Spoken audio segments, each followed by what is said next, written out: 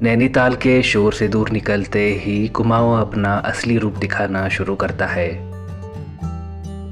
इस सफ़र में हम चलेंगे उत्तराखंड के उस हिस्से में जहां सिर्फ रास्ते नहीं, हवा बदल जाती है। कैची धाम के सुकून से लेकर जागेश्वर के सदियों पुराने रहस्यों तक, पहाड़ों के इस सन्नाटे में जहां वक्त सदियों से रुका सा लगता है।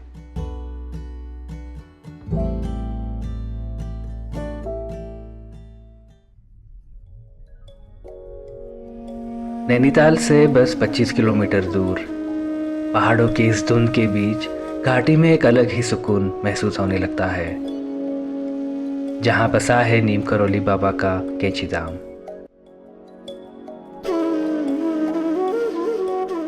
सुबह का वक्त था और कैची धाम पहली नज़र में ही कुछ अलग सा लगा।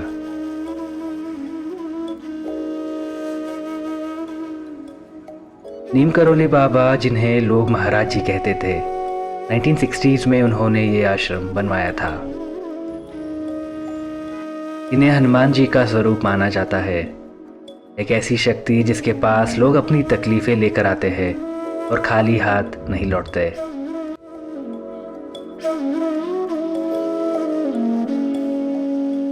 Steve jobs, mark Zuckerberg, Julia Roberts जैसे बड़े नाम भी अपनी लाइफ के किसी न किसी फेज में यहाँ आ चुके हैं।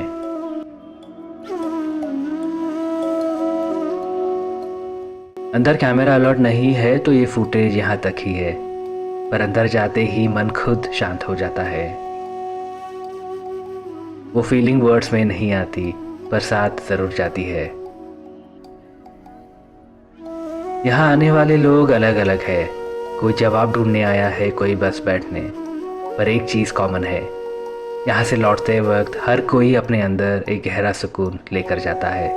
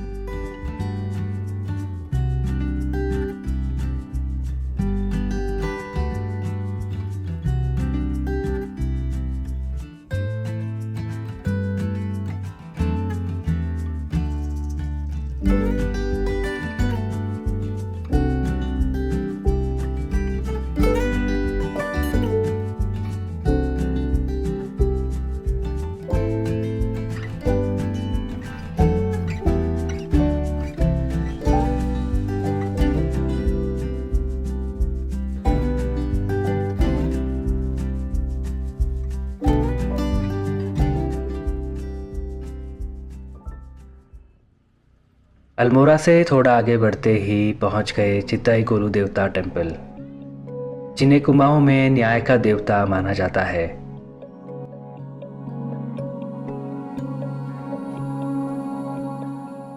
कहते हैं अगर किसी को कहीं से इंसाफ ना मिले तो वो महाराज जी के दरबार में आता है।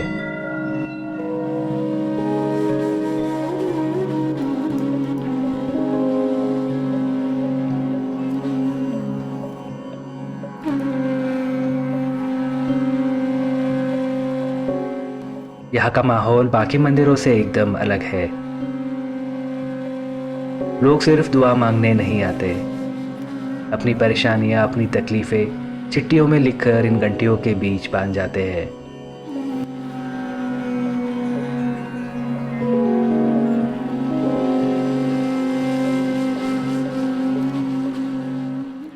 कोई स्टैम्प पेपर पर लिखता है, कोई एक सादी सी पर्ची पर, कोई हिंदी में, कोई इंग्लिश में, पर हर एक चिट्ठी एक उम्मीद है।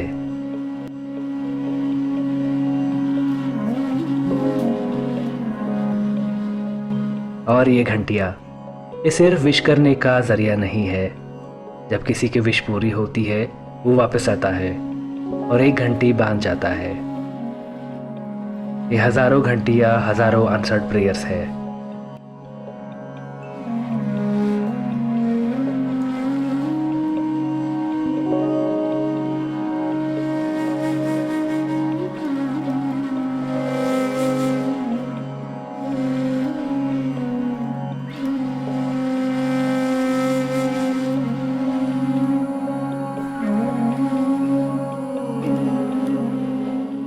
सदियों से चली आ रही परंपरा आज भी जिंदा है और ये देख के जेन्युइनली कुछ अलग ही फील होता है। इतना सीधा, इतना ऑनेस्ट।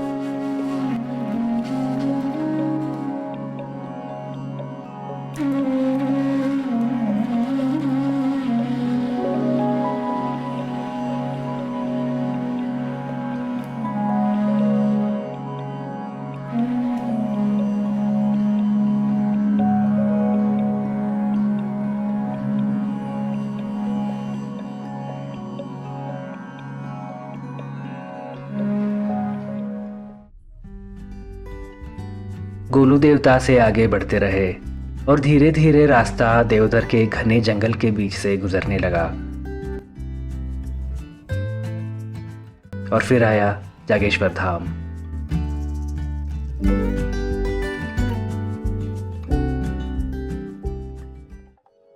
देवधर के ऊंचे पेड़ों के बीच बसा जागेश्वर धाम।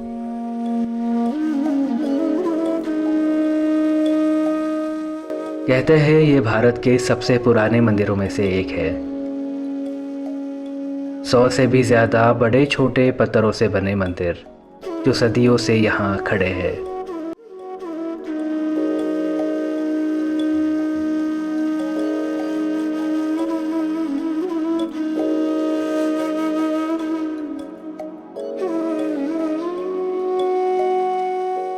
यहाँ की बनावट, ये पत्थर और इनका रंग देखकर लगता है जैसे वक्त सदियों पहले रुक गया था।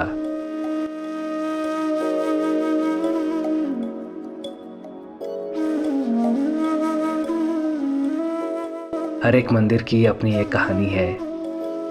इनमें से कई मंदिर इतने पुराने हैं कि उनकी एज सिर्फ देखकर ही फील होने लगती है।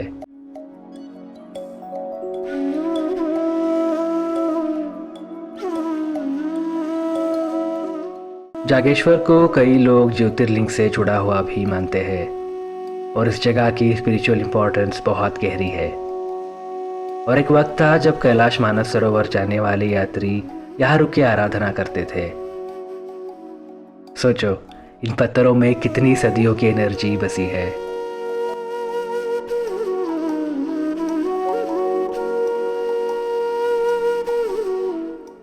जागेश्वर में एक अजीब सा सन्नाटा है। हवा में एक ठंडक है और देवदार के पत्तों से छानती हुई धूप जब इन पत्थरों पर पड़ती है तो लगता है जैसे आप किसी अलग ही दुनिया में आ गए हैं।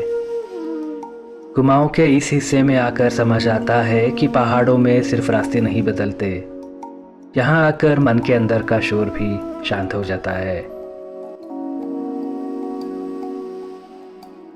मंदिर के पास ही एक परिवार खुद खाना बनाकर सभी को बड़े प्यार से खिला रहा था। हमने भी वहाँ थोड़ा वक्त बिताया और सबके साथ बैठकर उस भंडारे का खाना खाया। ये पल इस पूरे सफ़र की एक अलग ही याद बन गया।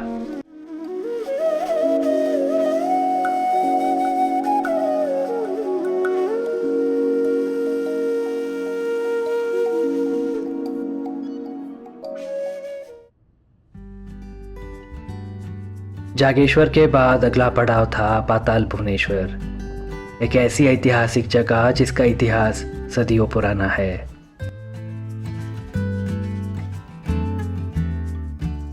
और वहां से धारचूला, इंडिया का वो पहाड़ी शहर जहां एक तरफ पहाड़ है और दूसरी तरफ नेपाल। ये सब हम कवर करेंगे अगले वीडियो में।